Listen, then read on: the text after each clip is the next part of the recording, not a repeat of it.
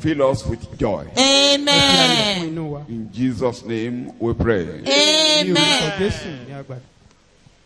You've had or you will have. Or let me repeat. The only God you've had. Amen. The only God you've had or ever we have. Incomparable and irreplaceable.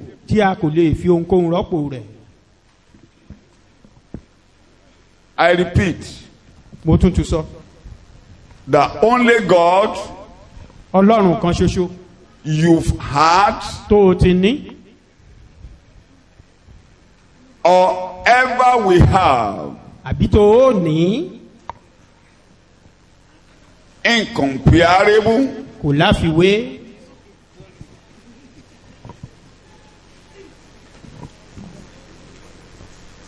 irreplaceable. That's our title. Just as a point of contact before I go to other passages.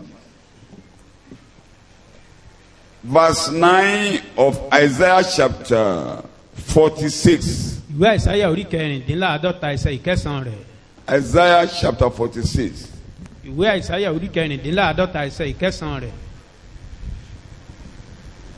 can read from the Message Bible, just verse 9. That's why I read the Yoruba. Èmi lé Ọlọ́run, kò sì sí ẹlòmíràn. Èmi lé Ọlọ́run, kò sì sí ẹni tí ó dàbí èmi. Take it again. Remember your history. Okay. Your long and rich history. Okay. I am God. Yes. The only God you've had or ever we have. Remember your history. The only God you've had or ever will have. You are reading. Incomparable. Irreplaceable. Irreplaceable. Think about this. That's verse 8. Wrap your minds around it. Yes. This is serious business. This is serious business. Rebels. Take it to heart. Take it to heart. Remember your history. Remember your history. Your long and rich history. Your long and rich history. I am God. I am God. The only God you've had. The only God you've had. Or ever will have. And ever will have. God was talking to the Israelites here. It was at the backsliding period whereby they were doing what they like. And God told them, I have to talk business with you now, very serious matter. I want to talk serious matter with you. Look back and remember your history. Remember how you have been coming. Have you ever had a God? Have you ever had a God like me? Will you ever have any God like me? Can anything replace me? Can anything be compared to me? It was a question God was asking them. Ó jẹ́ ìbéèrè tí Ọlọ́run béèrè lọ́wọ́. And the same question I'm throwing to you under this lecture. Ìbéèrè nǹkan náà ni mò ń béèrè lọ́wọ́ wa lábẹ́ ẹ̀kọ́ yìí. Today. Tá à ń bẹ̀rẹ̀ lónìí. Even though we are Gentiles. Bó tilẹ̀ jẹ́ pé kèfèrí ni wá. We have no God by birth. A ní Ọlọ́run gẹ́gẹ́ bí ìbí wa. But let me talk to you. Jẹ́ kí n bá wa sọ̀rọ̀. Since you were born. Láti ìgbà tá a ti bí wa. Your parents could have gone from one place to other. Bóyá àwọn òbí wa ti ń lọ láti bí kan sí òmíràn. You yourself could have gone to so many places. Ìwọ gan ó ṣeé ṣe kó o ti fẹsẹ̀ tẹ oríṣiríṣi ibi. Let me ask you a question. Ìbéèrè kan ni mo fẹ́ béèrè. Have you had a God like this God, the Father of our Lord Jesus Christ? Ǹjẹ́ ẹ ti ní Ọlọ́run kan tó dàbí Ọlọ́run yìí bàbá wa bàbá Jésù Kristi?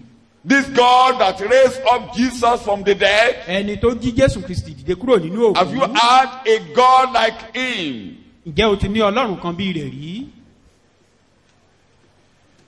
Will you ever have a God that can raise up the dead? Àbí o rò pé o lè rí Ọlọ́run mìíràn kan tó lè jí òkú dìde?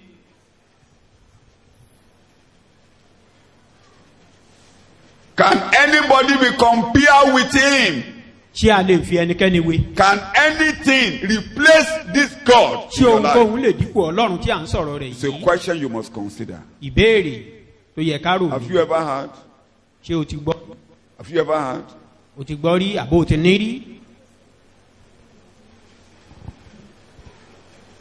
One of my colleagues in Christ. Ìkan nínú àwọn ọ̀rẹ́ mi nínú Olúwa. A soulmate, townmate. Ọ̀rẹ́ rẹ̀ ọmọ ìlú rẹ̀ kan. He was ministering where I went for burial yesterday.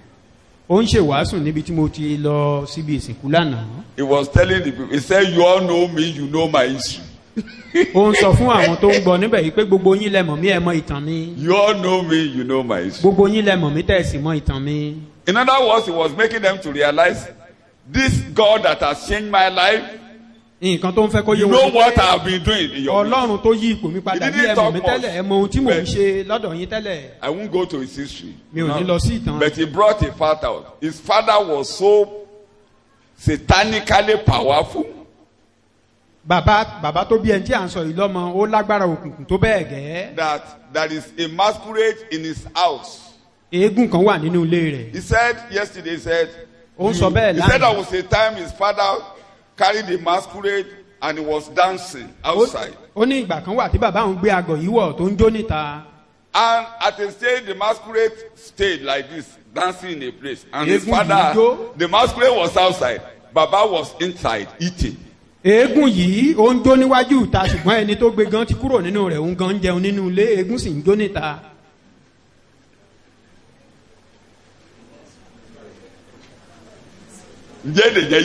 Do you understand what we are saying? He said when his father finished eating at house. Ìgbà tí bàbá tó gbé eégún jẹun tán nínú ilé. He came back. Ó padà wá. He said the masquerade just did like this. Eégún yìí agọ̀ yìí kọ̀ mìíràn.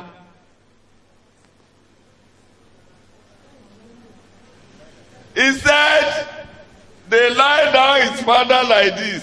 Ó ní wọ́n tẹ́ bàbá òun sílẹ̀ báyìí. He said they look at him. Wọ́n wò ó. He said, man, you can't get up, you have gone. Ọkùnrin yìí ò lè dìde ni ó ti lọ. He said if you say you are 3 men. Tó bá ní ọkùnrin mẹ́ta ni ọ́. You will meet 50 men. Wàá wá bá ọkùnrin 50 pàdé tó lágbára jù ọ́ lọ. Ìyẹn ni pé. It means. Eégún yẹn o, bàbá tó gbé eégún yẹn. That man tó fi eégún lẹ̀ tó lọ jẹ yẹn nínú ilé yẹn ló padà wá gbé eégún yẹn. Ṣé ó tó Ọlọ́run? Is he up to God? Ìgbà tálẹ̀ mi gbẹ̀mí wọ́n tẹ́. By the time the owner of the life took it, it was laid down. Omi bọ́ lẹ́yìn ẹja. The water dry. Kí mo ló ṣe? Fish back. Ọ̀gá rẹ̀ èdè yẹn mú mi lúkù lánàá. Ó lóhun gbogbo oríkò ó ní ohun gbogbo ó lẹ́yìn ọ̀kẹ́ni kan ni ló jẹ́ pé ó kárí láyé oníkòsùn tó kárí. Said there is only one thing that is general. Nothing is general, but there is only one thing that is general. Olóbìnrin ló pọ̀ jù. Though women are more olóbìnrin ló than pọ̀ jù men. ní nínú ayé. More women are more than men. Torí ọmọ òsì lájọ But in jẹ́. this town, Olóbìnrin ló pọ̀ jù nílùú yìí. the women are more Ó than láwọn men. ọkùnrin kan wà nílùú yìí tí wọn ò níyàwó. There are even with that, there are some men without wives. Ó mọ̀ bá ń ṣe ń wẹ̀rí torí ó mọ̀ ìjìnlẹ̀ Sátánì. He knew how they Ibi tí mo do jókòó sí àwọn some tó máa ń bú things. sẹ́rìn. Ó ní wọ́n dẹ̀ tí wọ́n rí wọn ó dárúkọ bọ́n ṣe ń wẹ̀rí mi ò rántí èdè tó lò mọ́. He used a particular language I couldn't Bọ́n ṣe remember. wẹ̀ tó wọn ò rí ìyàwó fẹ́. Even to no matter the extent of their washing their head, no wife. Ó ní kì í ṣe gbogbo èèyàn ló kọ́lé. He said, not everyone Gbogbo can èèyàn la build máa tẹ̀ house, kalẹ̀. but death is general. Àbẹ́ kárí. Ikùn mi rọ̀wọ̀. Then I was Torí said to, ọ̀pọ̀lọpọ̀ bẹ́rí àti mo máa lọ ń ṣe owó náà fi ń pa. because majority of the burial you attended, they just, Ẹ̀kọ́ ló jáde. but this one, a real sermon. Kí ni mò ń mú jáde? What am I trying to bring out? Àwọn alágbára bẹ́ẹ̀ tí ẹ ti bá pàdé. Such powerful men that you might Ṣé- have come across in your ways. Wọ́n lè dípò Ọlọ́run nínú ayé rẹ̀. Can they replace God in your life? Ó ní wọ́n ṣe operation fẹ́ nìkan láìpẹ́ yìí. And the operation was performed recently. Ó ní wọ́n ní kíní kan tó fẹ́ yọ lára ọkùnrin There yìí. is a particular thing they want to Onígbà remove tó from ń ṣe the operation man's yẹn tán. body. After that Ó ní operation, torí operation òde òní lóòótọ́ tán bá ti ń ṣe. Àwọn àti dọ́tọ̀ àjọ máa sọ̀rọ̀. today Ẹjọ́ we máa will be rẹ́rìn-ín, discussing ẹ with máa dá wàdà. the Ó ní minor bàbá ṣe surgery. tán kó tó We mọ̀ will kó ní just wàhálà. be discussing with the Ẹnu physician. ibi tán ti But fẹ́ after ṣiṣẹ́ ẹ̀ náà máa that, papò. then it will be, we have Torí gbà pain. tán fẹ́ lánú mi níjọ́sí wọ́n pákú. Wọ́n pa gbogbo ọbẹ̀ kú ìyókù wà pa. Àwọn dọ́tọ̀ ilé ò pásítọ̀ làwọn jọjọ ń rẹ́rìn-ín. That Nígbà is, they tí ẹ̀wọ̀n mi just ṣe tán. kills that part of the Tán body tán. and Náà perform dábẹ́rẹ́ the bò mí. operation. Tán lọ tó mo sì fún un nígbà tó ń ṣe díẹ̀. Mo wá mọ̀ pé But after the operation, kakí ò kì í then ṣe awọ. you will be feeling some pain later. Kakí àti awọ pé wọ́n ṣe kéne. Leather is quite different from thick cloth. Ó nígbà tán wá ń la kú bàbá yẹn. When the Ó ní operation wọ́n is bá being ìkòkò kan performed, níbẹ̀. Àwọn they dọ́tọ̀ rí met ìkòkò kan a níbẹ̀. particular pot, maybe clay pot there. Ó láwọn dọ́tọ̀ wá ní wọ́n rí kòkó. Ó ní bàbá ní ká bá ń gbé. Ó láwọn dọ́tọ̀ sọ pé kì í ṣe yẹn náà wá ṣe ń bí. And the man said they should give him the pot, and the physician told him that is Dọ́tọ̀ not the sọ purpose pé of our ìkòkò being kọ́ náà here. wá gbé nínú rẹ̀. Doctor told Ọ̀tọ̀ tó him, yọ ẹlẹ́nu. we are Bàtán not dẹ̀ here ṣe to tán ṣe remove the tán. pot. Wọ́n tún ran pẹ̀lú ìkòkò padà. And when they finish the operation, they seal everything up with the pot. Torí kì í ṣe kòkò ní ultrasound gbé. That is not the Tán bá purpose ṣe of tí the operation operation. bá wá fail tó bá kú ńkọ́. If they remove the pot and the operation failed, The the man doctor will died, have failed torí pé doctor yẹn á report á lọ down query. the man Ṣé wọ́n rán ẹ̀ will kó lọ face gbé kòkò? the panel that were you sent to remove the pot in the belly of the man? Ṣé wọ́n rán kó gbé kòkò lóòótọ́? Is that the purpose of the Tó bá wá operation? gbé kòkò tó bá kú táwọn ará ilé ẹ̀ bá gbẹ́jọ́ lọ kóòtù pé If bàbá wọn kú. eventually Ìkòkò remove bí the ìkòkò pot yẹn ló gbé róòmù and the ni. man was sued, you don't know, maybe that is the power of the man. Ìkànjọ́ kan bá ń gbé kòkò. He said they should Àbá remove kòkò the wà. pot. Àìsàn tó ń ṣe ọ́ la bá wa. And he was told that is not the purpose of this operation. Tàlàbà fi ọ́ wé. ìbá ọ̀dọ́gba alábàáfíọ́wé ta ló lè bá ọ̀dọ́gba. Sọ bẹ́ẹ̀. ọlọ́run tó tọ̀lọ́run lọ alábàáfíọ́wé. ọlọ́run tó tọ̀lọ́run lọ alábàáfíọ́wé. Before I read the Bible, you as a person, Ìwọ gẹ́gẹ́ bí ẹnìkan. can anything replace God who raised Jesus from the dead in your life? Ṣé ohunkóhun lè dípò Ọlọ́run tó jí Torí Jésù ẹyọ Kristi kẹ́nẹ́ kúrò kan ní ni òkú nínú ló gbé ayé mi dúró rẹ̀? láàrin yín. Only Tẹ́ ẹ thing bá is ti yọ upholding me kúrò in your ẹ̀ lè rí mi presence. níbí. Once you remove that thing, I'm no more. Àwa ní ẹ̀mí ìgbàgbọ́ kan. We have the Bí same àwa ṣe ń faith sọ wípé and we profess ẹni tó that gbé Jésù Olúwa dìde. he that raised Christ Jesus Á gbé mi dìde. will raise me as Tán well. bá ti yọ̀ yẹn kó Bíbélì. Once that one is removed from the Bible, Ó lè rí mi níbí o. you can't Mo see lè lọ me gbowó here. bí mo ṣe fẹ́. I can Kódà make mo money ṣẹ̀ṣẹ̀ lè as mo I ti like. lè lọ gba fọ́ọ̀mù. Dókítà tí mo fẹ́ ṣe ń jọ sí kí mo ṣẹ̀ṣẹ̀ lọ gba I fọ́ọ̀mù kí mi can lọ́ọ́ máa obtain kàwé rẹ̀. my PhD that I wanted to do there. Mo ti lè lọ dé professor ní medicine. I can become a professor in medicine.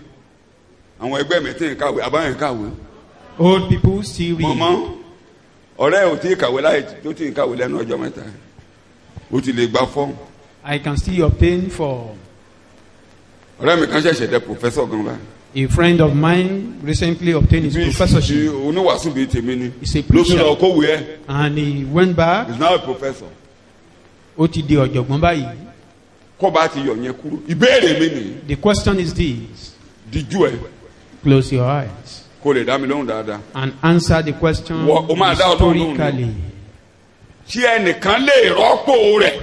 Can somebody ṣé nǹkan kan wà tí a lè fi wé? Is there anything nínú ayé yìí tàbí nílẹ̀ tàbí lọ́run tí ò bá dé lórí ẹsẹ̀ rẹ̀? If otherwise, kò sẹ́ni tó lè rọ́pò wọ Jésù nínú ayé rẹ̀. No one can replace you in my life. You that raised Jesus. Kò dẹ̀ sùn tí mo lè fi ṣe àkàwé rẹ̀ lábẹ́ ọ̀run. You are incomparable with anything under heaven.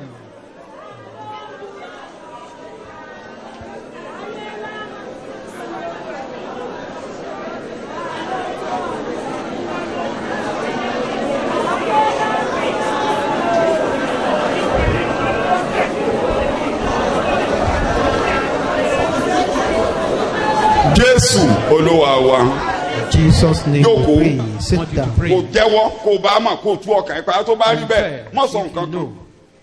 Níjọ́ tó o ti ń bọ̀. Ever since you've been coming along the journey. Máa ti sọ pé òrírú Ọlọ́run rí o. Don't say you never seen the type of history. Gbogbo àwọn tó ti ràn ọ́ lọ́wọ́ láyé. Tó ti ń bá ọ rìnrìn àjò láyé. Ṣé a rí ẹnìkan tó dàbí Jésù Olùgbàlà? There anyone like Jesus Christ? Sọ bẹ́ẹ̀ díjú ẹ̀ kó sọ bẹ́ẹ̀ fọlọ́. Close your eyes and tell me. Kò sí tó lè dípò rẹ̀. Nothing can replace you. Kò sí tí mo lè fi wí ọ. You are incomparable. Wow. In Jesus' name we pray. Jẹ́ ká mi yẹn dún kó kan lẹ̀. Shout amen. Jẹ́ ká ka Bíbélì díẹ̀ tí. Let's read. Ìwé Isaiah 45. Isaiah chapter 45. Verse 5 and verse 6. Ẹsẹ̀ ìkarùn-ún sí kẹfà rẹ̀. I am the Lord. Èmi ni Olúwa. Òun ló máa ń kira rẹ̀. Kò sí ẹlòmíràn. And there is no one else. Kò sí Ọlọ́run kan lẹ́yìn mi. There is no God besides me. Mo dì ọ́ lé àmùrè bí ìwọ kò tilẹ̀ ti mọ̀ mí. Though you have not known me. Kí wọ́n lè mọ̀ láti ìlà oòrùn àti láti ìwọ̀ oòrùn wá pé kò sí ẹnìkan lẹ́yìn mi. Èmi ni Olúwa, kò sí ẹlòmíràn. That men may know from the east and the rising of the sun and from the west and the setting of the sun that there is no God besides me. I am the Lord. Ó ti tó. Ǹbá ní kí mi gba èrí. I would have. Pé kẹ́ ẹ tó gba Jésù. Accept some testimony. Kẹ́ ẹ tó gba Jésù. Ever before you are saved. Ǹjẹ́ Ọlọ́run tí mò ń sọ̀rọ̀ rẹ̀ yìí? The God we are talking about now. Ó ti ṣe àwọn àkànṣe tí ò láfiwé nínú ayé rẹ̀ rí. Have you ever done something wonderful in your life before? Kẹ́ ẹ tó gba Jésù. Before you were saved. Tó dá ọ lójú. You are sure? Òun ni ẹni tí wọ́n ń kọ̀wé yẹn sí Kírúsì ni. Olóòmọ̀ mi. Written this. Ṣùgbọ́n mo máa ṣe kéde kan tí gbogbo ayé á máa mọ̀ pé mi nìkan. No, you don't know me, but I will do something that people will recognize in you. Ẹ̀yin bẹ́ẹ̀ tọ́lọ́run bá ti ṣe fún kẹ́ ẹ̀ tó gba Jésù. Such people that God has done something in your life before you were saved. Ọlọ́run nìkan, Jésù nìkan. And the people know lórí ẹsẹ̀ rẹ kó o dúpẹ́ bẹ́ẹ̀ lọ́wọ́ Ọlọ́run. It's only Jesus, it's only God. Kò tó rí gbàlà. Before you were saved. Ọlọ́run nìkan. That is only God. Pé Jésù nìkan. Jesus alone. Pé Jésù nìkan. It's only Jesus. Ọlọ́run nìkan. Only God.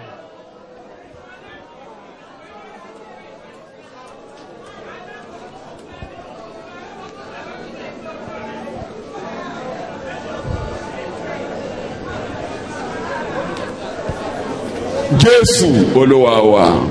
Jesus' name we pray. Jókòó 21 of chapter 45 and 22. Ẹ sọ kí ẹ sì mú wá. Declare and bring forward your strong arguments. Lóòótọ́. Yes. Kí wọn kí ó tó gbìmọ̀ pọ̀. Take counsel together. Ta ló mú ni gbọ́ èyí láti ìgbàanì wá? Who announced this beforehand? Láti ìgbà náà wá. What God declared it of old. Èmi Olúwa kọ́. Was it not I, the Lord? Kò sí Ọlọ́run mìíràn pẹ̀lú mi. And there is no other God besides me. Ọlọ́run òdodo àti olùgbàlà. And rigidly and uncompromisingly just and righteous God and Saviour. Kò sí ẹlòmíràn lẹ́yìn mi. There is none besides me. Kọ́kọ́ jókòó. Tó bá fẹ́ ṣàlàyé, ó yá ó lóun jókòó, ẹ wá ṣàlàyé. Tó bá ti rọ́lọ́run kan, tó mọ òpin, tó mọ òpin ìrìn àjò láti ìpínlẹ̀. You know the end from the beginning. Tó bá rọ́lọ́run kan, tó sọ́rí, tó dẹ̀ ṣe that and do it. Èmi ò lọ Ọlọ́run ti sọ̀rọ̀. Tó dẹ̀ ṣe mọ́ lára. How many of you God has professed tó sọ ó dẹ̀ ṣe to pass in your life? What is said about you, you feel it. Bóyá nígbà kan rí. Maybe before. Ẹ̀rí bẹ́ẹ̀, ó dẹ̀ rí bẹ́ẹ̀. And it can be ẹ̀ tí ẹ̀ mọ́, ẹ̀dẹ̀dẹ̀ bára yín níbẹ̀. You don't even know about it. Ẹ̀rí Ọlọ́run bẹ́ẹ̀ rí. Have you ever seen such God before? God Ṣé ẹ bá rí kẹ́ ẹ sọ, ó yá ẹ̀mú jáde. If you've ever seen such God. Ó pe àwọn ọmọ ẹ̀sẹ̀ pàdé. He invited his people. Mo fẹ́ gbọ́. If you've ever seen such God. If there is any God like that, then you can use your life and then you can shun me off. Said my word is meaningless. That is my language. That take your Bible and go. Don't read Bible again. Don't pray again. When they talk of worship, forget about it. But that can do and we continue to do it. Is there anyone else? Lórí ẹsẹ̀ ní ìṣẹ́jú méjì. Kò sẹ́lòmíì. In a minute. Ìwọ nìkan ni. You are the only God. Kò sẹ́lòmíì. No one else. Tó ń sọ, tó ń ṣe. That can say it. Kò sẹ́lòmíì tó mọ òpin láti ìpínlẹ̀ ṣe. No one know the end. Kò sẹ́lòmíì tó ń pàṣẹ tó ń dúró. No one commanded and come to pass. Jésù Kristi, Olúwa wa ni a gbàdúrà. In Jesus' name. Ṣàmìlẹ̀ kó kan lẹ̀ dáadáa. Amen. Ṣọ́kàn wa balẹ̀ pé òòtán ni rí báyìí bàbá. Are you now saying to me your mind that you never receive God? You are what you call yourself. You are what you call yourself. No one else. You own me. You know my beginning. And you know where I'm heading to. You can handle everything. You see all in my life. You never allow it to be confounded till today. Ó mọ gbogbo rẹ̀ o. Orí gbogbo rẹ̀ o. Kò tí ì bàjẹ́ lọ́dọ̀ rẹ rí o. Ìwọ ló jẹ́ ó bàjẹ́ dòní o. Kò dẹ̀ lè bàjẹ́ láéláé o. Ó yí padà o. Olúwa wa. Ṣàmẹ́yẹ kún kalẹ̀ dáadáa. God was telling the Israelites the story that they should look back. Have I failed you? Ṣé mo ti kù yín lọ́nà rí? Have I not been your God? Ṣé mi ò ti máa have I disappointed you? Ṣé mo ti dójú tì yín rí? Have I done anything that you should snub me? Ṣé mo ti ṣe ohun kankan tó fi yẹ kẹ́pa ní tìrí? Kẹ́ni kí n gbẹ́nu sọ́hun. For you to shun me off. Tí o bá rí bẹ́ẹ̀, wọ́n náà ni mo bá sọ̀rọ̀ láàárọ̀. I'm talking to you this morning. Àtúntẹ̀rí ẹ̀ bá. Lórí ọ̀rọ̀ mi ò ní kó gbẹ́nu sọ́hun. I've never once snubbed or shunned you. Àbò ní kó gbẹ́nu sọ́hun. Or have you once shunned him? Tó bá ti ní kan tẹ̀rí gbàdúrà yẹn, ọ̀rọ̀ a máa lọ. If you once said that, pé ètùkùtò ní márùn-ún as I said, you bow down. Bẹ́ẹ̀ tó bá mọ̀ ẹ́ pé Olúwa mi ò ní kó gbẹ́nu sọ́hun. If you've never snubbed God before, mo ní kó ti sẹ̀bọ̀ kó dá sí. I mean, step into my case. Mi ò ní kó gbẹ́nu sọ́hun. I've never once shunned you all. Torí bẹ́ẹ̀ ni mo ṣe wá láàárọ̀ yìí. That is why I'm here this morning. Pé ọwọ́ rẹ̀ ṣe ká síbẹ̀. That you can handle it. Eléyìí ò pọ̀ jù ọ́. This is not too much for you. Eléyìí ò ga jù ọ́. This is not too high for you. Ní orúkọ Jésù Kristi, Olúwa wa ni a gbàdúrà. In Jesus' name, our Lord. Ẹ jẹ́ ká mú yẹn ti síbẹ̀ yẹn. Bá a ṣe ń bá ẹ̀kọ́ yẹn lọ. As we continue, máa ṣàlàyé pé ǹjẹ́ a lè fi wé ohunkóhun. And is God comparable to anything? Àkórí kékeré. But for this morning, just a little topic. Ojú kékeré. Just a little topic. Mo ti ṣe. I have done it. Ẹ̀ka ẹsẹ̀ ìkẹrin èdè bíi mẹ́ta ló wà ń bẹ̀ mo fẹ́ yá kan ló bẹ̀ ni ẹsẹ̀ ìkẹrin Isaiah 46. Isaiah chapter 46 verse 4. The message náà mo ti yá èdè lò. Yes. Who did this? Àní títí dé egbò. Yes. Èmi náà ni. Mo máa èmi yẹn ń bọ̀ lọ́jọ́ iwájú. Yes. Àní títí dé ewu lé èmi ò rù yín. Bẹ́ẹ̀ni. Èmi ti ṣe é. Èmi ò sì gbé. Nítòótọ́ èmi ò rù. Èmi ò sì gbàlà. Ọ̀kàrí mi ò ní tí ìṣàlàyé rẹ̀ kú. Mo fẹ́ yá èdè lónìí. I just want to The Message Bible, you are reading. Verse 4. Oh yeah. Isaiah 46 verse 4. I have been carrying you on my back from the day you were born. Yes. And I will keep on carrying you. Ṣé òótọ́ lọ́lọ́run ti ń gbé wa nígbà tí wọ́n ti bí wa? Has God been carrying you ever since you were born? Ọlọ́run ni ò jẹ́ kán ṣẹ́yún ẹ. Is it not God that prevented you being aborted? Tẹ̀rí ẹ̀ bá ìṣẹ́jú kan. Òótọ́ ìwọ ló ti ń gbé mi. You are the one that have been carrying nígbà tẹ́mi gan ò màdúrà gbà. Even when I was unable to pray. Nígbà tí mi ò lè dá nǹkan kan ṣe. When I cannot do anything. Nígbà táwọn òbí mi gan ò mọ nǹkan tó ń ṣe. When my parents didn't even know what is happening ìwọ to me. ló ti ń gbé mi. You are the one that has been carrying me. Nígbà tá ń ṣe oògùn lò fún mi. When they misuse nígbà tá ń gbé mi yálé aláwo lọ. When they carry me to herbalists. Nígbà tí mo yà síbi tí ò yẹ kí n yà sí. When I step into the wrong place. ìwọ ló ti ń gbé mi bọ̀. You are the one that has been carrying me. Jésù Olúwa wa. In Jesus' name we pray. Omi lójú dáadáa. Ẹ̀yin ọmọdé tí ọmọdé yìí lẹ Sátánì. You children that don't know the secret. Ọmọdé máa ń ṣeré lọ síbi tí ò yẹ kó ṣeré dé. No children do wander to a wrong place. Ọmọdé máa ń jẹ oúnjẹ tí ò yẹ kó jẹ. At times you eat a wrong food. Àbí bẹ́ẹ̀ kọ́? Ṣé gbogbo ibi tẹ́ ẹ lọ nígbà tẹ́ wà lọ́mọdé làwọn òbí yín mọ̀? It is all the places you went to in while you are still young that your parents are aware of. Ṣé gbogbo nǹkan tí ẹ ṣe àwọn àrékérekè yín làwọn òbí yín mọ̀? Did your parents know about all? Ọlọ́run tí ò jẹ́ kẹ́ ẹ kú síbẹ̀ yẹn. God that prevented you from being. Irú èmi ìpátá tó tiẹ̀ máa ń ṣeré kéré yìí. I that I was so stubborn then. Wọ́n máa ń ròyìn nílé ni torí mo máa gun kẹ̀kẹ́ gan. I do ride bicycle. Mo ti sọ lójú orí kẹ̀kẹ́.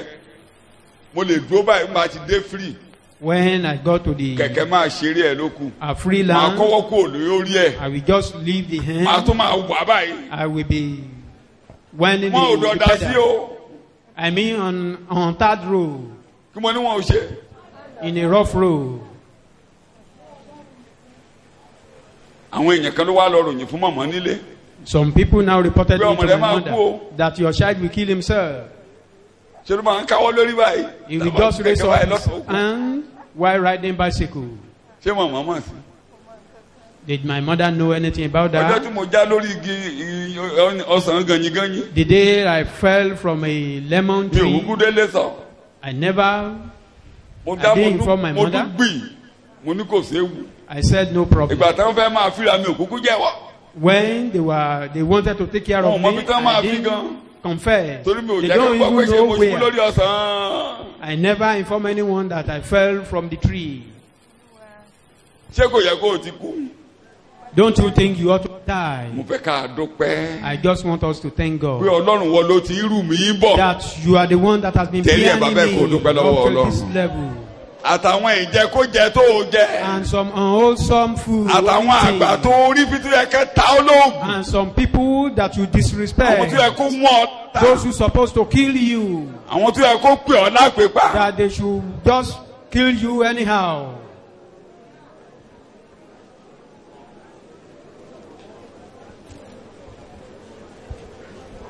Jésù Olúwa wa. Tí wọ́n ti fo oògùn sún jẹ fún tẹ́ẹ̀mù. There are some people that had been poisoned before. Ẹlòmíràn ayé lè mọ̀ létà. Tí wọ́n ti poison jẹ yín tẹ́ ẹ jẹ́. Some will know later. Tí o sì nǹkan tó fi ṣe. And nothing happened. Ta ló ń rù yín bọ̀? Who is carrying you? Mo ní ta ló ń gbé yín bọ̀? Who carried you? Àwọn adáhùn ṣe tí ìyá yín gbé yín lọ àtàwọn wòlíì tàn ń bí alẹ́ rẹ̀ ni. Ọ̀pọ̀lọpọ̀ àwọn nǹkan ni wọ́n ti ṣiṣẹ́ tí Ọlọ́run ò jẹ́ kó ṣe lòdì sí yín. Kókóró àbí? Tán ti ṣiṣẹ́. Àwọn àjò èṣù táwọn ìyá yín ṣe àjò gbígbóná. Some things that your parents did for you just to take care of you.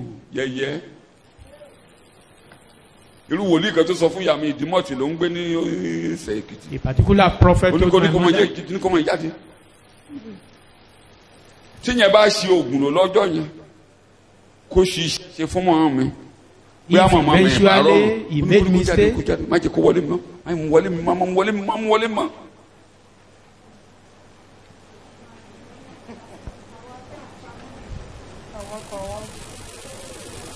má jẹ́ kó wọlé ìta ni mo dúró sí. He sent me out that I shouldn't come in. Wọ́n sì délé ló ń bọ́ ọkọ rẹ̀ sọ̀rọ̀. Wọ́n náà ní kí wọ́n wọ aṣọ kí wọ́n jẹ́ kó wọ aṣọ pupa. Wọ́n náà ti bọ́ mọ́mọ́ aṣọ pupa lọ́jà mo ní yes ma. My mother informed my husband that I shouldn't put on red cloth. Máa ọmọdé ìwà gbàdúrà mọ́. Ó ní tó bá wo bí àbá nǹkan jẹ aládùúrà ni. He said they shouldn't brought me in that if I should enter I will destroy some message. Maybe some evil thing they were doing then maybe will have come upon me if not for God. But how do we free some little things that you take from happening? Thank God.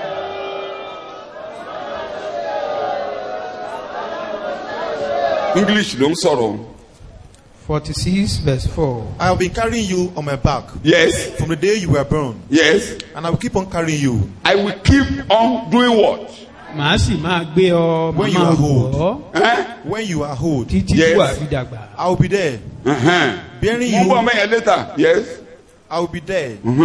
Bearing you when you are old and grey. Mo ń bọ̀ ẹ̀kọ́ ń bọ̀ lórí ẹ̀ kí ṣó ni. We are still coming there. Yes. Not today. I have done it. Ibi tí mo ń lọ nìyẹn. That's where I'm going. And I will keep on doing it. I have done it. Mo ti ṣe. I have done it. Mo ti ṣe. Ẹ̀kọ́ àárọ̀ ẹ̀ nìyẹn. I will keep on doing it. Màá tó máa ṣe tẹ̀síwájú. Ìyẹn ò ṣe ẹ̀kọ́ àárọ̀ yìí. That is not for today. I have done it. Mo ti ṣe. Díjú ẹ. Close your eyes. Dorí kinní kan tọ́lọ́hun ti ṣe rí. Have you ever seen something that God did in your life? Tó dá ọ lójú pé Ọlọ́run nìkan ló ṣe. You are sure that it's only God that did it. Tọ́lọ́hun ti ṣe rí. Something in your life that God tó ti ṣe rí. You see it that God that did it. David can say God delivered me from the just one. God has done in your life. Lórí ẹsẹ̀ rẹ bó ṣe díjú yẹn. On your feet. Ìwọ ló ṣe yìí rí o. That you did this. Ọlọ́run ìwọ ló ṣe. God, you did this. Eléyìí ṣọwọ́ ènìyàn o. This is not the hand of man. Ìwọ ló ṣe. You did this.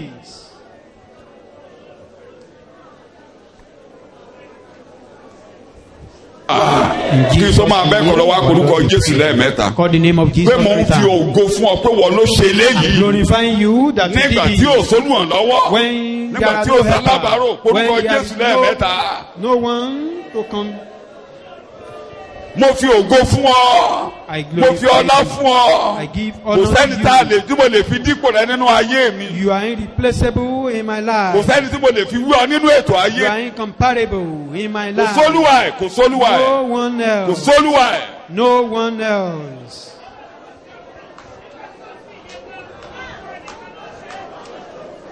Jésù Olúwa wa. Orúkọ Jésù yẹn ló máa pè lẹ́mẹ̀ta. Wà wá dárúkọ ẹyọ mọ́mú méjì o ẹyọ kan péré. Just one thing. Ìwọ tó ṣe tí mò ń fi ògo fún lónìí. You that you did this and I'm a glory. Gbogbo ọkàn mi ló ń sọ pé ìwọ ló ṣe nìyí kì í ṣe lómi. My heart ìwọ kan náà lórúkọ Jésù tún nawọ́ rẹ lórí kókó ìlàrọ̀ yìí. Àdúrà bẹ́ẹ̀ lórúkọ Jésù lù. Mọ́mú méjì o ẹyọ kan péré láàárọ̀ yìí. Tí mò ń fògo fún ọ pé wọ́n ló ṣe léyìí mo gbàdúrà. Torí Ọlọ́run tí ń wí bẹ́ẹ̀ tí ń ṣe bẹ́ẹ̀. God that said and do it. Ọlọ́run tó nìkan máa ń gbọ́ láti ògo. He is the one that receives nínú eléyìí gbọ́ láti ògo rẹ. Indeed, receive your glory and honor. Ní orúkọ Jésù mo gbàdúrà. In Jesus' name our Lord we pray. Ẹ jẹ́ ká wá mú kókó tí a fọkàn wá balẹ̀ dáadáa. Let's now talk about the point that we'll be sure then you'll be able to pray another prayer. While going home, mo ti ṣe. I've done it. Mo ti ṣe. I've done it. That is the topic for this morning. Mo ti ṣe. I've done it. Kí ló ṣe? What did he do? Torí Ísírẹ́lì ló ń bá sọ̀rọ̀. He was talking, he was addressing Israelites here. Tó bá wá jẹ́ pé òótọ́ lọ́lọ́run ti ṣe yẹn. Eléyìí tó burú jù yìí. The one tọ́lọ́run ṣe. That even more kò séwu mọ́. More bad Ísírẹ́lì ló ń bá sọ̀rọ̀. Than that. He's talking to Israelites. Bẹ́ẹ̀ni mo ṣe náà. That I'm the one doing. Don't you know I did it? I have already completed the assignment. Mo ti parí iṣẹ́ náà. Not that pé ó kù, I have done it. Mo ti ṣe. ẹ jẹ́ kí n mú tán. Ezekiel chapter 16. Ìwé Ezekiel orí kẹrìndínlógún. Torí mo ṣẹ̀kọ́ kan bẹ̀ láìpẹ́ kò ní jẹ́ kí n làágùn jẹ. I made a sermon there recently that. A gbọ́dọ̀ rán wa létí ìtàn ni. We must remind ourselves that. Ẹ̀bẹ̀ ní ẹsẹ̀ kẹta ìtàn là ń pa. Sì wípé. Mo jẹ́ kọ́lọ́n pàtàkì olórí o. Ọlọ́run wí sí Jerúsálẹ́mù. God says the Lord God to Jerusalem. Ìbí rẹ àti ilẹ̀ ìbí rẹ ní ti àwọn láti ilẹ̀ Kénáánì wá. Your origin and your birth are from the land of the Canaanites. Ará Amórì ní bàbá rẹ. Your father was an Amorite. Ará Hítì sì ni ìyá rẹ. And your mother are Hittites. Àti ní ti ìbí rẹ. As for your birth. A kò dá ọ ní ìwọ́ ní ọjọ́ tí a bí ọ. On the day you were born, your navel cord was not cut. Bẹ́ẹ̀ ni a kò wẹ̀ ọ́ nínú omi láti mú ọ mọ́. Nor were you washed with water for cleansing. A kò fi iyọ̀ pa ọ́ lára rárá. You were not rubbed with salt. Bẹ́ẹ̀ ni a kò fi ọ̀já wé ọ rárá. Even wrapped in cloth. Ó ti tó. Jẹ́ kí n mú kókó méjì. Just 2 points. Torí báyìí lẹ̀kọ́ ayé wa. Amórì ni. Your mother and Amorite. Bàbá rẹ̀ ará kíni Hítì. Your father is an Hittite. Àwọn méjèèjì. Both of them. Àwọn yẹn ni Ọlọ́run ní kí Ísírẹ́lì lọ parun pátápátá. They are the ones that God commanded Israel to destroy. They are meant for destruction. Ìtàn ìdílé yín lọ́hùn. The history of your family. Tí a lè pa kan Ọlọ́run. Can anyone tell the story of your family and ìran kẹrin yín sẹ́yìn. Your 4th generation. Ṣé a lè ṣírò rẹ̀ pé oníṣọ́ọ̀ṣì ni wọ́n? Can we talk about them? Tó bá jẹ́ bẹ́ẹ̀ kí ló dé tí òun jókòó gbé ilé Ògúnbàmílà. Fágbéyì, Fáṣubú, Odùgbìlé. Different names relating to idols. Abẹ́mọ̀ pé gbogbo orúkọ tá à ń jẹ́ yìí, orúkọ bí orúkọ èṣù ni wọ́n. The name we bear in those days like satanic èṣù gbòde. Alẹ́ ni tó ń jẹ́ èṣù oríta.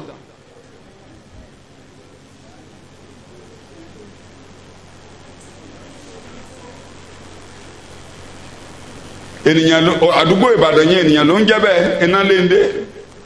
All those areas in Ibadan, calling them different names. Kí n má làágùn jìnnà. In a nutshell.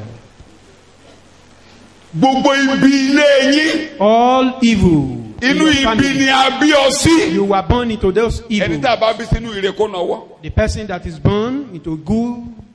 Kò jẹ́ kí kábíyèsí pé goodness. A bí ènìyàn sẹ́nà kẹ́nẹ́ wàhálà. For you to know, man were born into trouble. Bí ìgbà tí iná ń ta sókè tó bá ti ń dìde báyìí. Wàhálà máa bá ọ dìde. Of light. As you are growing up, the trouble will be growing up with you.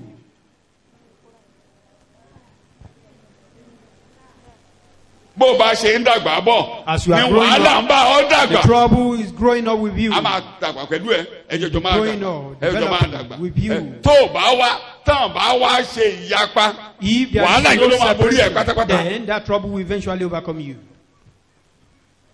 Kàtà ń sọ ni. What we are saying. Ó níbi tẹ́ ẹ ti wá nìyí. That is our source. N tó so àwa àti ìyá pọ̀. What connected you with your mother? Ní èèwọ̀. That is the cord. Ìjọ́ tẹ́ ẹ bá ti dá èèwọ̀ ọmọ. The day you break that cord. Ọmọ yẹn kúrò lọ́dọ̀ ìyá. Àbí bẹ́ẹ̀ kọ́. You separate both of them. Díẹ̀ ni pé oúnjẹ tí ìyá ń jẹ nínú nígbà tọ́mọ yẹn wà nínú. The food that the mother is eating. Ibẹ̀ lọmọ yẹn ti ń jẹ. While the baby is still inside. Inú ẹ̀jẹ̀ ìyá ló ti ń gbà. The baby feed from that. Tọ́mọ yẹn bá tọ̀. Ìyá ló máa bá tọ́ ìtọ̀ yẹn jáde. All the excretory process of the baby. Tọ́mọ yẹn bá yàgbẹ́, á padà sínú ìgbẹ́ ìyá. Ìyá lá yàgbẹ́. Tó bá ti gbẹ̀bà, inú ẹ̀bà yẹn lọmọ yẹn ti ń jẹ. Tó bá mutí, ọmọ yẹn á mutí. Tó bá dé nínú ọmọ kan tó kó tóbi dẹ̀gbẹ̀dẹ̀gbẹ̀dẹ̀gbẹ̀, gbogbo jíjẹ tó ń jẹ, òun lọmọ yẹn ń jẹ. If you see a baby very big, kó bá ti tóbi dẹ̀dẹ̀ tí ò tètè fẹ́ jáde, bó o ṣe jẹun tó nù. That will show the level of things. Báwọn abẹ́ ọ jẹun, wọ́n jẹ díẹ̀ mélòó jẹ tó bá wá bi tó ṣe tẹ́pẹ́nẹ́.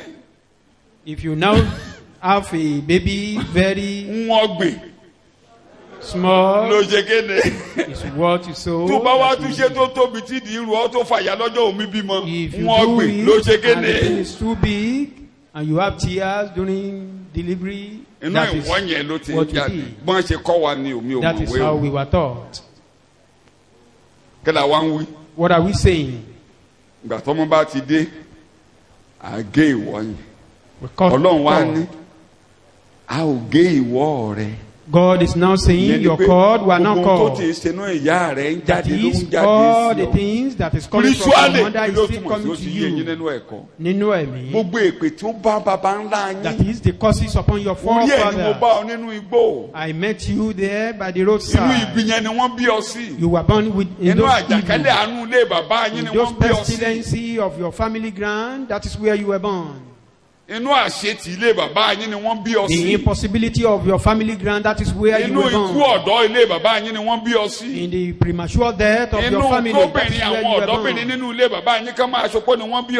But to be a widow or widower in your family, that is where you were born. Wretchedness was the impossibility. Don't you understand? Anyone that wants to be succeeded, he will die suddenly. That is where we were born. There we were born. Consider your family history. Consider your the female in your family that were not. And your call were not called. They are your evil companion. As I was coming, I saw you by the roadside. No one take care of you. I came there, I break the cord, I cut the cord, I put evil end to the evil in your family. I put an end to the curses upon you. I put an end to the power of those things that is flowing between you and your parents. That evil will not be your companion again. Said I did it. We understand. We all know that is the purpose of Christ going to the cross. As the snake is angry, so also the Son of Man. I finish all your hypocrisy. I put an end to all your hypocrisy. I put an end to the evil day. The evil in your father's house will no more be your companion. The judgment upon Adam will no more be your companion. I judge Adam. Anyone that came out of Adam, I judge them. That land will not bring good for them. And women, you will deliver in affliction, going to the husband's house. You man will be hitting your sweat. But I came in I cut the cord. I finished all things. When I said it is finished. Didn't Jesus say that? Didn't Jesus say that? Separation had come. That thing that connects us with the world. He said, I've done it. I have done it. I've done it. I've done it. If you believe it, the evil in my family will never be my companion. Pestilence in that family is not my portion. Jesus, you've done it. You made that old man to the cross. Evil in my house will never accompany me. The curses in my family will never accompany me. You've done it.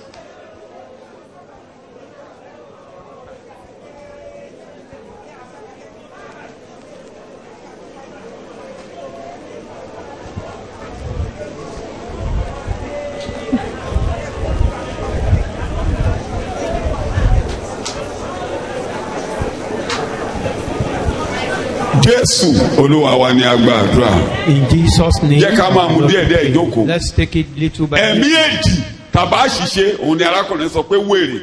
Olóhùn lálàá wèrè nígbà tó ń tí ìgbà Jésù. Olóhùn bá ti ya wèrè. He has a dream. Wọ́n lè ráwọn bẹ́ẹ̀ tí yín tó yẹ pé ìnáwó ẹ̀ pé yàtọ̀ sálà rẹ̀ tẹ́ ẹ̀ mọ̀ pé kíní kan bá yín ló tẹ́ ẹ̀ bá ti ya wèrè. You know that something is dealing with you, you must have become insane. Ṣé Jésù ti ṣe àbí kò ṣe? And Jesus did it. As he did it, ògbólógbòó old ẹ̀dá tó man, ń ti ní sí kòtò the nation that tó puts mú you yàn to the sì pit, ṣe láyé that will make ó you ti to be yanjú ẹ̀ great. díjú ẹ̀ wípé ó ti Finish it. yanjú ẹ̀ Settle that. àgbélébù yanjú The ẹ̀ cross settled ikú that. Jésù yanjú The ẹ̀ death of Christ ẹ̀jẹ̀ settled Jésù that. yanjú The blood ẹ̀ of Jesus ikú settled it. Jésù yanjú The ẹ̀ death of Jesus ẹ̀jẹ̀ settled Jésù it. yanjú The ẹ̀ blood of Jesus ẹ̀jẹ̀ settled Jésù that. yanjú The ẹ̀. blood of Jesus settled that.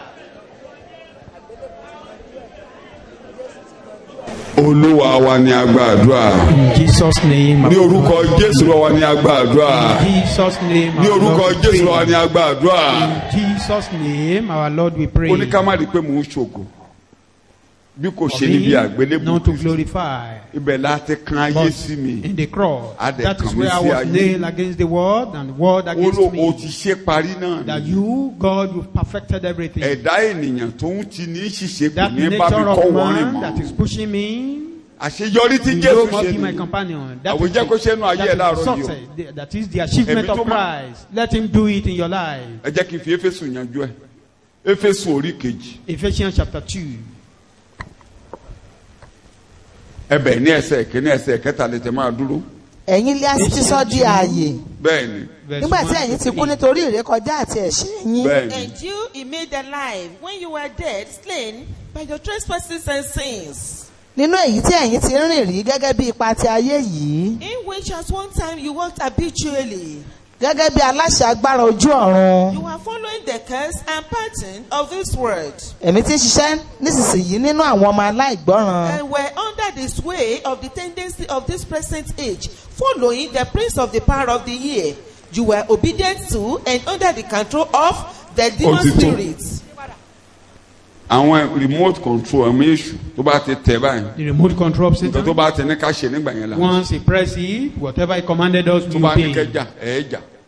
If he tó bá ní command kẹ́ you mutí, to ẹ̀ fight, mutí. you will fight. To Nǹkan tó drink, bá you ìgbà yẹn drink. ẹ̀ lè dára yín gbà. Then you cannot do anything about it. Tó bá ti ń ṣe ọbẹ̀ jẹ́ kó ló wá yanjú ọ̀rọ̀ rẹ láàárọ̀ yìí. Ó lè If mi ní that kó one ṣe is o. still happening to you today, let God settle your case this morning. Ìgbà mi ẹ̀ fẹ́ ṣe. Ó At times you dàbí may want to do it. a wà nípàdé alàgbà. We were in the leaders meeting. Ó lóun bọ̀bọ̀ mi ni ó lóun tún wọra òun pé My wife was bóun ṣe saying wà tẹ́lẹ̀ that as I was before, bíi pé kóun tún padà máa as ṣe bẹ́ẹ̀ mọ́. if I should be doing like that Kò before, ṣeé ṣe. or I should be doing Ó wá like that lẹ́rìí now. It's arábìnrin kan ló impossible. tún lu ọkàn òun sókè. That the testimony of a particular woman Kóun inspired dá wà her bóun ṣe dá wà tẹ́lẹ̀. for me to be Láì dá máa dá to be sẹ́nikẹ́ni. lonely again, not to Ẹnìkan ló ń tẹ interfere in the remote affairs control of nígbà others. yẹn ẹnìkan ló ń Somebody tẹ. was remote Tó bá ní control kó your dá- life there. kí ló máa ṣe nígbà If he yẹn? command you to fight, you Tó do. bá ní kó lọ ilé aṣẹ́wó ò lè gbára rẹ̀. Go to Harlot's Tó house, bá you ní kó can't deliver gbogbooro wà yourself. gbogbooro. To drink alcohol, you Tó bá ní kó obey. máa bá ní lòdì kẹ́ má kiri àwọn kan wà wọ́n mo dì yàn dáadáa. If Inú you wọn á máa command dùn. him to keep malice, Inú wọn á máa to dùn. continue, you will even be rejoicing Kẹ́ in ìrírà it. kẹ́ má kiri àyẹ̀gẹ́ nínú For wọn you to dùn. see someone not to greet him. Àwọn kan wà tẹ́ pé inú wọn máa dùn sí ibi. There are some people rejoicing in evil. Ìgbà tínú bá ń bí ẹyin nínú ẹlòmíì dùn. When you are hungry, Inú á máa then some dùn. people will be happy. Mo ti ṣe fún mo ti ṣe fún Said, I've dealt with him. mo ti ṣe fún. I've done it with, I've dealt with him. Ìwọ ro òkò ń ṣe. You think you are doing Ẹnìkan ló ń it. tẹ bọ́tìnì rẹ̀. Somebody is A controlling máa you fà ọ́rá alé rẹ̀ ló ń tẹ under. bọ́tìnì rẹ̀. Ó lé mi ni mo dá ìwọ. He said, I cut the cord. Ta ló dá? Who cut it? Èmi ni mo ṣe. I Mo did gé it. kúrò. I cut it off. Ọwọ́ èṣù ò ní bá ọkọ wọ́rìn mọ́. Satan, hand of Satan will no more be your Èmi ni mo companion. gé. Mo I yọ ọwọ́ cut èṣù it. lọ́rọ̀ rẹ̀. I remove the hand of Tí mo Satan ní in mo your ṣe. case. Mo yọ ọwọ́ ayé lọ́rọ̀ rẹ̀. I remove the worldly hand. Ojú ẹ̀ wíbẹ̀ in ìwọ your ló yọ life. ọwọ́ èṣù lọ́rọ̀ mi. You remove the Mo ti satanic yọ ọwọ́ hand ayé from my lọ́rọ̀ case. The worldly hand, you O remove it jẹ́ from ká my darí case. mi nínú ẹ̀mí èṣù They mọ́. can no more control O me jẹ́ ká tì mí in mọ́. the satanic O realm. jẹ́ ká tì mí mọ́. They can't push me Ìwọ ló anyhow. ṣe é. You did it. O ti yọ ọwọ́ èṣù o jẹ́ ká tì You mí mọ́. remove satanic hand. O yọ ọwọ́ ẹ̀ṣẹ̀ o jẹ́ ká ẹ̀ṣẹ̀ darí ayé mi You remove mọ́. sin. O ṣe é o, ìwọ ló ṣe é o. Thank you, I have God. done it. Ìwọ ló ti ṣe.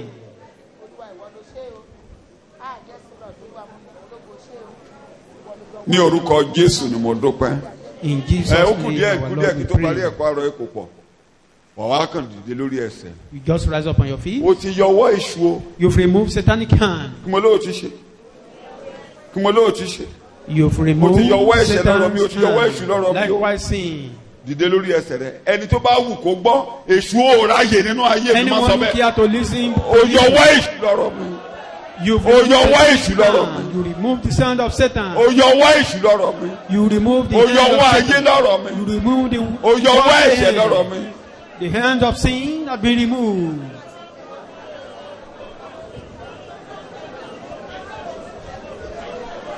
Jésù Olúwa wa. In Jesus' name we pray. Shout amen. Jókòó. Sit down. Àdúrà mo máa fi òkú gbà mo fẹ́ lọ lé. One. To pray. Torí Jésù ti ṣe. Because Jesus has done it. Àbí bẹ́ẹ̀ kọ́.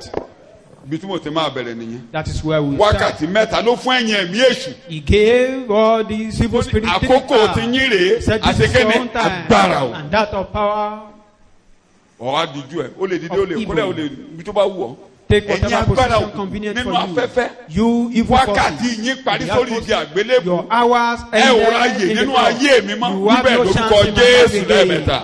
Ẹ ò ráyè nínú ètò ayé mi. No chance in my life again. Agbára òkùnkùn ẹ ò ráyè. You evil spirit. Jésù ti ṣe. Jesus has done it. Ẹ ò ráyè o. You have no chance. Ẹ ò ráyè o. No chance for you again. Ẹ ò lè tú ọ̀bọ̀ ayé mi mọ́ o. You cannot control my life again. Wákàtí agbára òkùnkùn kọ́ rè o. The hours of darkness is over. Wákàtí èṣù kọ́ rè o. The hour of Satan is over. Òní ìtọ́jọ́ èṣù nínú ayé mi o. This is not the day of Satan again in my life. Àkókò ti yín kọ́ rè o. This is not your own hour. Àkókò Jésù rè o. This is hour for Jesus. Àkókò ọmọ Ọlọ́run nínú ayé mi rè o. This is the hour of the Son of God in my life. Ẹ ò ráyè, ẹ ò ráyè. No chance for you again.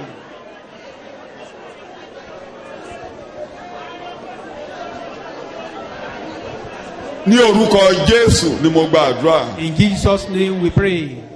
Wò mí báyìí. Look at me here. Ìgbà tí wọ́n fẹ́ mú Jésù. When they want to catch Jesus. Èmi ni kí ẹ mú. He said, here am I. Àwọn tó gbà mí gbọ́ yìí, ẹ má fọwọ́ kàn wọ́n. For these, those who believe me, touch them not. Bẹ́ẹ̀ mo ti máa ṣèfilọ̀. Their announcement there. Ṣé Jésù ni Olúwa rẹ lónìí? Is Jesus your Lord and Savior today? Tó bá jẹ́ pé o ṣe ní nǹkan míì. If you have some other things, yọwọ́ níbẹ̀ lẹ́yìn ìpàdé. It's better you remove your hand from that. Kò wá dìde lẹ́yìn ìpàdé kó lọ ṣèlú bọ́mi kíá. After this thing, publicly pé Jésù wọ Olúwa. Go for baptism and declare Jesus as your Lord publicly. Orí ìfilọ̀ tí Jésù ṣe. Because that is the announcement of Christ. If you don't understand before, henceforth authority will follow this word. The world, Satan, man, they will no more touch you. This morning, wà á díjú ẹ pẹ̀lú gbàgbọ́ Jésù mo dì mọ́ orúkọ rẹ mo dì mẹ́jẹ rẹ mo fàyè mi ò bá ń kó mi ò ló ń kó mọ́ ju Jésù tó dìde kó ló. nothing else than Jesus that you are raised from the dead. wà á tútù gbàgbọ́ rẹ sọ láàárọ̀. And if you believe him, èdè tí mo fẹ́ mú jáde ẹ̀bẹ̀ ni wípé the language I'm trying to wọ́n ti mú Jésù. Jesus has been caught. Ayé ò lè mú mi mọ́. The world can no more catch me. Èṣù ẹ rí mi mú mọ́. Satan, you can't catch me again. I'm not your fool. Ènìyàn ẹ rí mi mú mọ́. Man, you can't catch me again. Lórí ẹsẹ̀ ní àdúrà bẹ́ẹ̀ lórúkọ Jésù. Rise up on your feet. Ẹ ò rí mi mú mọ́ o. You cannot catch me again. Ẹ ti mú Jésù ẹ rí mi mú mọ́ o. You caught Jesus, you can't catch me again. Ẹ ti mú Jésù ẹ rí mi mú mọ́ o. You caught Jesus, you can't catch me again. Ẹ rí mi mú mọ́ o. Ènìyàn ẹ lè rí mi mú mọ́ ẹ lè dáyé mi rú mọ́. You cannot catch me, you can't ẹ ò lè dáyé mi rú mọ́. You cannot thwart my life. Èṣù ẹ ò lè dáyé mi rú mọ́. Satan, you can't thwart my life. Èṣù lórí ọ̀rọ̀ mi panu mọ́. Satan, be silent over me. Lórí ọ̀rọ̀ mi panu mọ́. Be silent over me. Olúwa ló ṣe é. God has done it. Olúwa ló ṣe é. The Lord has done it. Panu mọ́ lórí ọ̀rọ̀ mi. Be silent over my case. Panu mọ́ lórí ọ̀rọ̀ mi. Be silent over my case. Sọ fún kó gbọ́ dáadáa. Tell him. Sọ fún kó gbọ́ dáadáa. Tell him. Kó yọwọ́ níbẹ̀ kó lè di ọmú. That he should remove his hand. Kó lè di ẹ̀jẹ̀ rẹ mú. He can't hold you. Kó lè fọwọ́ kan àgọ́ ara rẹ. He can't touch your body. Kó lè fọwọ́ kan lé ọmọ rẹ. He cannot touch your womb.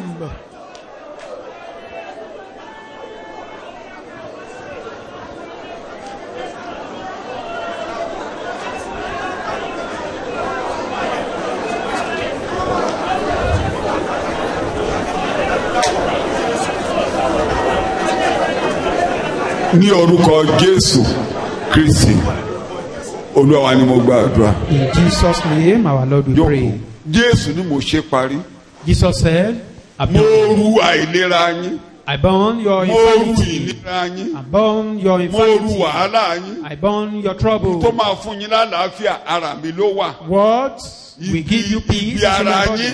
wọ́n ti gbé kọ́ mi lára. The evil in your body has been put upon me. ṣé o lè sọ pé Jésù ti rú lẹ́ẹ̀mẹ́ta? Can you say Jesus you burn it? Every time you burn it. You burn it. Mi ò sọ pé ó fẹ́ rú o. Ó ti rú. He wanted to. He had burned it. Ó ti rú ìnira yìí. He had burned my mi ò ní rú ìnira yìí. affliction. I will not ó ti rú àìsàn yìí mi ò ní rú mọ́. He burned this sickness. ó ti rú wàhálà yìí mi ò ní rú mọ́. He burned this problem. ó ti rú ìnira yìí mi ò ní rú mọ́. He burned my affliction. ó ti rú òṣì yìí mi ò ní rú mọ́. He burned this. ó ti rú eléyìí ò kì í ṣe mi ló máa rú mọ́. I will not more bear this. jáde mi ò rẹ́rù yìí mọ́. I will not bear it. mi ò rẹ́rù yìí mọ́. I will not bear it. mi ò rẹ́rù yìí mọ́. Enough is mi ò rẹ́rù yìí enough. mọ́. Enough is enough. mi ò rú àìsàn yìí mọ́. I will not bear mi ò this. rú òṣì yìí mọ́. I will not bear this. mi ò ní rú ẹrù yìí mọ́ in the name of Jesus. No more. In the name of Jesus. Ní orúkọ Jésù. In the name of Ní Jesus. orúkọ Jésù.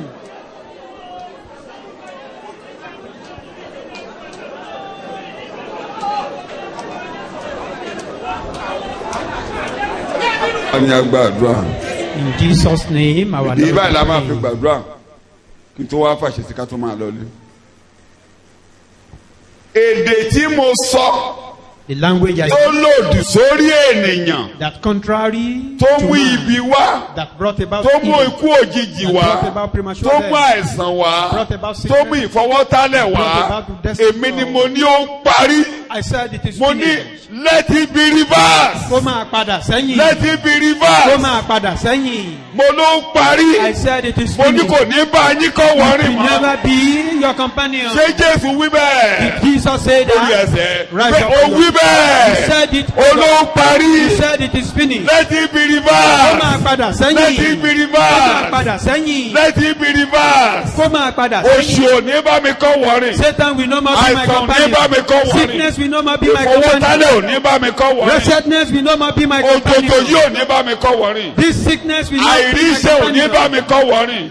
àìbímọ ò ní bá mi kọ́ wọ́rìn. Barrenness let it be will not be my reversed. companion. Kó máa let padà it be sẹ́yìn. reversed. Kó máa padà èmi ni sẹ́yìn. mo ló parí. I said it is èmi ni finished. mo ló parí. I said it is èmi ni finished. mo ló parí. I said it is finished. mo ní kó padà síbi tó ti wá. Reverse kó padà to your síbi tó base. ti wá. Reverse to kó your padà base. síbi tó ti wá. Reverse to your base. gbogbo kòkòrò ajẹ́ nínú. All those cankerworms. Reverse to your base. cankerworms caterpillars locusts. Gbogbo kòkòrò ewé tó kúnlẹ̀ mi ò lé ní bá yín jà mọ́.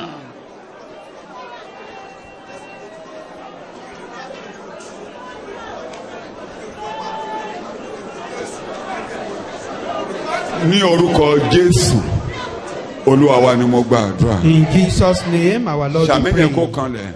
Shout amen. pé ìwọ ló wí bẹ́ẹ̀ pé ogun ńlá rẹ You said it, O God. tó Your fi great ń bá ayé army jà that you kò used ní to bá fight wọn the war. wọ̀nyí jà mọ́. We will not fight these people sọ again. bẹ́ẹ̀ ogun ńlá tọ́lọ́run fi ń bá ayé jà Great kò ní army bá mi jà of mọ́. war. Using to fight the war, we no more torí fight àti it. dá Jésù lẹ́jọ́ àwọn ní dá mi Because lẹ́jọ́ Jesus has mọ́. been judged, and we no more be ogun judged. ńlá tó fi ń bá ayé jà ò Your ní great bá mi jà army you mọ́. used to fight o this dojú war, ìjà kọ mi they mọ́. will not fight me. mi ò í sọmọ They are not ìbínú making war mọ́. against me. I'm mi not ò a í child sọmọ of ìbínú war. I'm mọ́. not a child of ogun war. ńlá rẹ Great army tó fi ń bá ayé jà that you used to fight the ìkan bẹ́ẹ̀ ò war. ní bá mi jà mọ́. None of them will fight me again.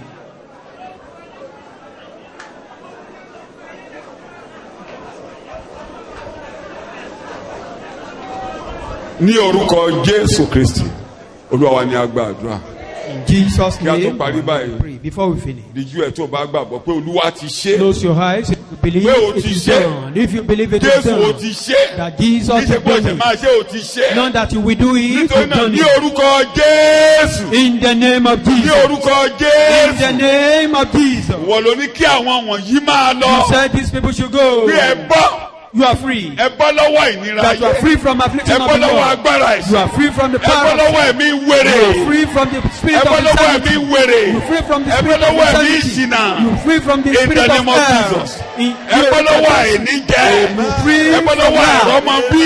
free Ẹ from bọ́ lọ́wọ́ barrenness. àrùn kárùn. You are free from any sickness Ẹ̀jẹ̀ and yín bọ́ disease. lọ́wọ́ àrùn kárùn. Your blood is Ní free from orúkọ sickness Jésù and ẹ bọ́ disease. lọ́wọ́ agbára òkùnkùn. You are free from power of darkness. Èṣù ò lọ́wọ́ lórí yín mọ́. Satan has no power over Gbogbo you. ọ̀rọ̀ tó lòdì let it be reversed. Any contrary word be reversed in the Orúkọ name of Jésù Jesus. let it be reversed. Tọ́mọ̀ padà sẹ́yìn ní orúkọ Jésù. Ó ní èmi ni ẹ̀ ń wà. You are looking for me. mo lẹ́ẹ̀ tí mú Jésù. You've got Jesus. gbólóhùn tí mo ń sọ láàárọ̀ yìí. The language I'm using. gbogbo àwọn tó dì mọ́ Jésù. all those who cleave to Jesus. tí wọ́n rọ̀ mẹ́jẹ̀ Jésù. cleave to the blood tí of wọ́n rọ̀ mọ́ Ọlọ́run tó gbé Jésù dìde kó òun òkú yìí.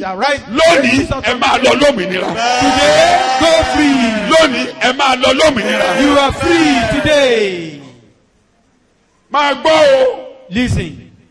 bóyá inú ilẹ̀ ló wà. maybe you are inside the sun. bóyá inú afẹ́fẹ́ ló wà. or in the atmosphere. bóyá ènìyàn ni ọ́. maybe you are human. ẹ lè mú àwọn wọ̀nyí mọ́. you can't catch these people again.